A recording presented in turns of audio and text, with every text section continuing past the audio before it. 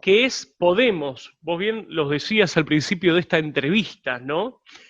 A veces creo que el público argentino en su gran mayoría desconoce el financiamiento que ha tenido Podemos. Actualmente, Podemos se encuentra acusado de financiamiento ilícito, irregularidades en el manejo de sus cuentas y corrupción de línea pura y dura.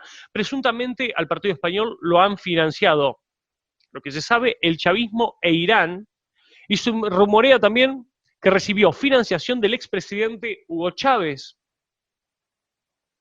Sí, sí, totalmente de acuerdo. Lo que más ha llamado la atención es que Podemos a día de hoy, que nació como el movimiento de los indignados aquí en España Claro. en el año 2011, en mayo del 2011, fruto de toda la corrupción que había en el país y de la grave crisis económica en la que nos había dejado la izquierda, la gente perdía su trabajo, los pocos que tenían trabajo te cobraban unos salarios muy bajos, había muchísima gente a la que la desahuciaban, pero la desahuciaban porque pedían un crédito, una hipoteca para poder vivir.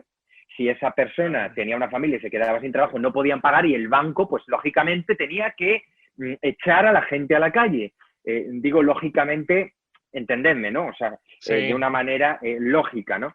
¿Qué fue lo que ocurrió? Que ese fue el caldo de cultivo en el que Podemos, que comenzó siendo un movimiento social, se transformó en partido político. Y en mayo del año 2011 acamparon en la Puerta del Sol, que es el centro de la ciudad de Madrid, y, en fin, se autodenominaron los indignados.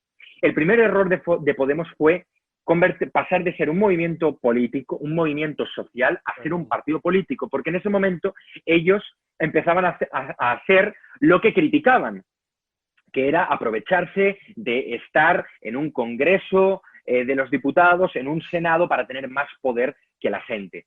Ese fue el caldo de cultivo, como te digo, de Podemos. Pablo Iglesias, su secretario general, siempre se ha elegido como la transparencia, como la pobreza, como la humildad, y a día de hoy, en agosto del año 2020, Podemos, que es el partido de Pablo Iglesias que está gobernando España ahora mismo, está imputado, está siendo investigado formalmente por la justicia por tener una contabilidad paralela, una contabilidad B, algo que no ha sido declarada a la hacienda pública.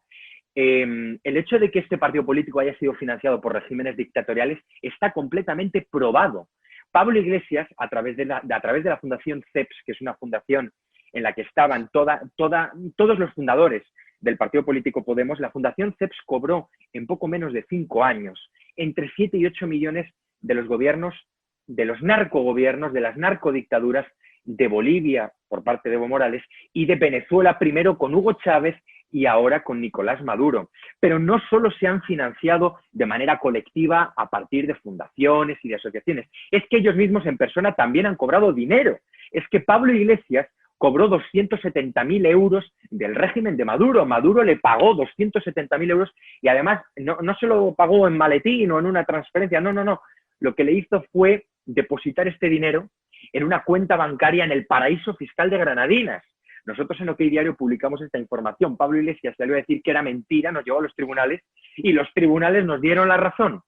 Pero es que otro de los fundadores de Podemos, Juan Carlos Monedero, cobró la friolera de 425.000 euros por realizar un informe a Venezuela, a Nicolás Maduro, sobre una hipotética moneda, querían poner en curso una moneda propia, y lo extraño es que esa moneda nunca se llegó a poner en funcionamiento, por lo tanto, le pagaron 425.000 euros por hacer un informe de algo que luego al final no se ha llevado a cabo.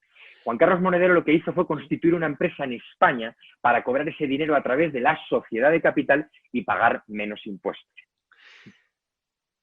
¿Considerás que es posible que Rusia o China también estarían financiando a Podemos? Bueno, no tengo la constancia, pero no me cabría ninguna duda a estas alturas de la película, ¿no? Irán es otro de los países que ha financiado a Podemos a través de una productora de televisión aquí en España, que lo que les hacía cuando todavía no eran conocidos era producir un programa de televisión que vean cuatro gatos, y todos eran de izquierda radical, pero bueno, eso le permitió a Pablo Iglesias empezar a hacerse un hueco en la parrilla mediática de España y fue lo que le permitió dar el salto a otras televisiones más grandes y poderse hacer conocido, ¿no? No me extrañaría que China o Rusia hubieran financiado a Pablo Iglesias. ¿Y cómo está la militancia hoy en día de Podemos?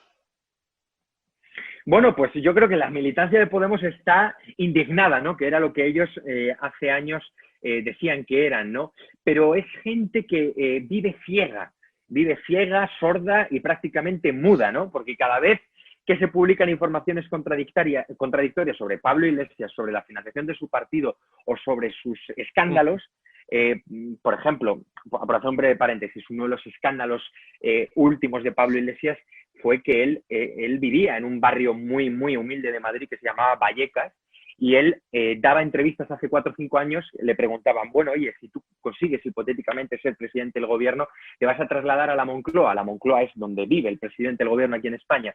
Y él respondía, nunca dejaré de vivir en Vallecas. Bueno, pues en el momento en el que empezó a ganar dinero, él y su pareja, que es la portavoz de Podemos en el Congreso y ministra de Igualdad, él es vicepresidente y su pareja, la madre de sus hijos, es ministra, se compraron un casoplón en Galapagar, en Madrid, a las afueras de Madrid, de más de $500,000. ¿Cómo se come eso? Entonces, ¿qué es lo que ocurre? ¿Qué fue lo que hicieron ellos?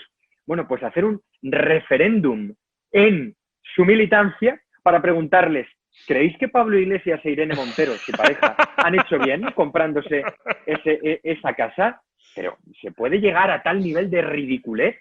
La militancia de Podemos vive sorda, muda y ciega. Les da absolutamente lo mismo lo que se publique de Pablo Iglesias. Vos sabés que me contás y es como que me estés hablando del kirchnerismo. Es lo mismo, pero lo mismo, es calcado.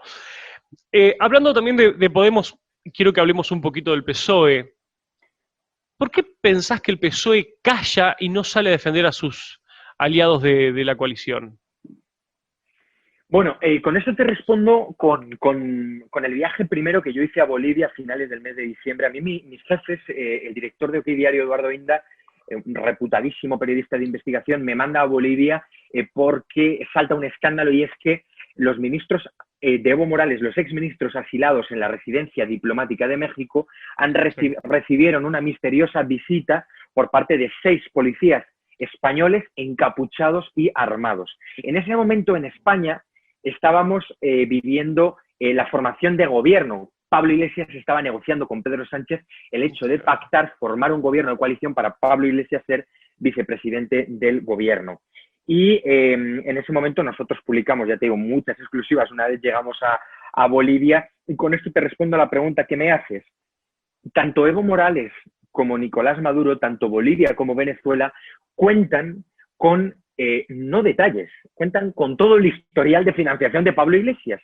Y si Evo Morales o Nicolás Maduro salen públicamente a explicar de dónde proviene ese dinero, pues en España se armaría un terremoto político que lo mínimo que haría sería tumbar el gobierno. Por lo tanto, claro, yo creo que ese es el motivo por el cual Pedro Sánchez, el presidente del gobierno, secretario general del Partido Socialista aquí en España, no sale públicamente a defender a Podemos, porque sabe que si los defiende y salta algún escándalo, pues podría él mismo también caer políticamente y tener que dimitir. Mientras vos hablabas, yo antes de comenzar la entrevista me había anotado Vox, así nomás. Y este escándalo de Podemos ¿no representa una gran oportunidad para el Vox, PP y Ciudadanos de derrotar a uno de los peligros más grandes para la democracia española? Porque realmente es una amenaza para la democracia española, esta gente en el poder. Sin duda que sí, o sea, sin duda que la oposición política que hay en España, el Partido Popular, Ciudadanos y Vox, que son 3 partidos políticos que van desde el centro hasta el centro derecha hasta la derecha, es la gran oportunidad que ellos tienen de usar este tipo de escándalos para hacerle ver los ojos a los españoles y evitar que sigan gobernando y mejor dicho, que desaparezcan del ratio político que hay en España, ¿no? Porque verdaderamente Podemos, como tú muy bien has dicho, es un peligro para la democracia, es un partido político que se ha financiado con dinero de regímenes dictatoriales y que apoyan a los terroristas en España. Aquí en España hemos tenido una banda terrorista que se ha llamado ETA, que han actuado escudándose en motivos políticos, pero han matado a muchísima gente, y Pablo Iglesias y su partido político dicen que se tienen que sentar a negociar con ellos, que hay que hablar, el diálogo. Entonces, desde luego que todos estos escándalos, cuantos más escándalos hay, más está creciendo un partido que en España se llama Vox, que la izquierda la ataca diciendo que es la ultra derecha. Mira, yo soy periodista, yo, en fin, independientemente de la ideología que tengo, intento de verdad ser honesto, olvidarme de la ideología política que tengo a la hora de trabajar, pero yo te digo que Vox no es un partido de ultraderecha, Vox es un partido de derechas, punto. El Partido Popular es un partido de centro-derecha y Ciudadanos es un partido de centro, o de centro y un poquito derecha, pero también de centro-izquierda, porque ha pactado en muchos sitios con la izquierda, ¿no? Pero bueno, es lo de menos. Efectivamente, cuantos más escándalos hay de Podemos, más crece Vox y por lo tanto más posibilidades hay de que en el futuro se forme un gobierno de coalición de centro-derecha en España.